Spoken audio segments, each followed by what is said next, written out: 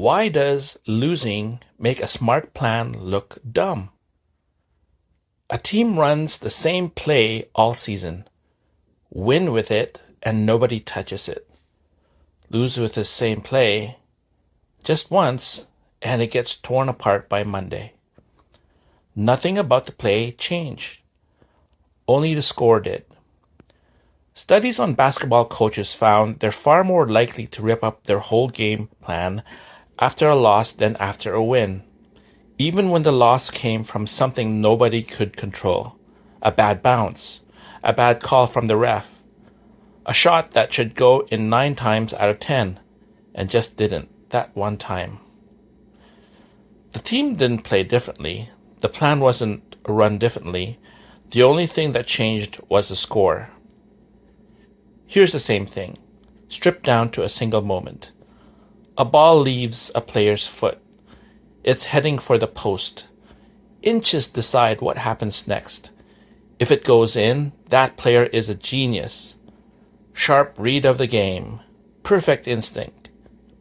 If it hits the post and bounces out, same shot, same angle, same foot, that player made a bad call. Should have passed instead. In 1988, 2 researchers named Jonathan Barron and John Hershey tested this in a lab, away from the noise of a real game. They gave people a set of decisions, doctors, investors. The reasoning behind each decision stayed exactly the same across every version. The only thing that they changed was how it ended. Good ending, people called the decision smart, careful. Bad ending, same decision word for word, people called it careless, a mistake. Nobody was told to think this way. It just happened every single time. Psychologists call this the outcome bias, judging how a good decision was by how it's turned out, not by what action made sense with the information in front of you at the time. In 2023, someone ran the study again. Not 20 people this time, almost 700.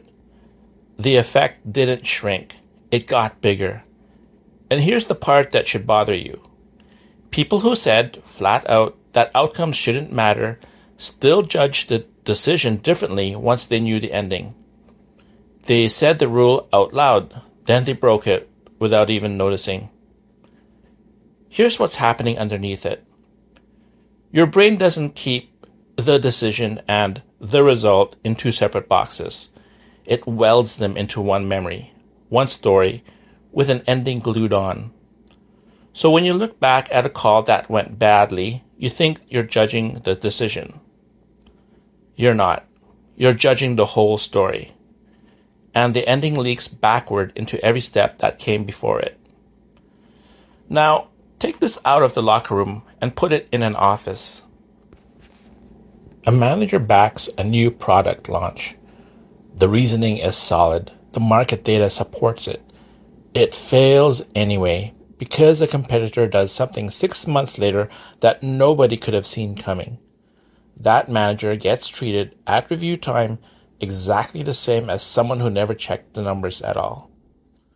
Somewhere else, a different manager makes a rushed call with no real thinking behind it. It happens to work. That manager gets praised for instincts they never actually used.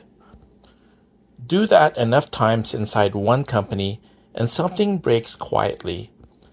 The people making smart calls under real uncertainty start looking exactly like the people who never thought it through. Once the ending is known, nobody outside the room can tell them apart. So the smartest people learn the fastest lesson available. Stop taking any risk that could get blamed on you if it goes wrong. That's not caution. That's a company slowly throwing out its best judgment, one bad ending at a time. So here's a question worth sitting with. When your board reviews a decision that went wrong, are they asking what the person knew at the time, or are they just reading the ending backward and calling it judgment? How many good decisions inside your organization have already been quietly rebranded as mistakes? just because the timing landed wrong. The team ran the right play. The score just made it look wrong. If you're leading people through outcomes they didn't fully control, the real work isn't asking what went wrong.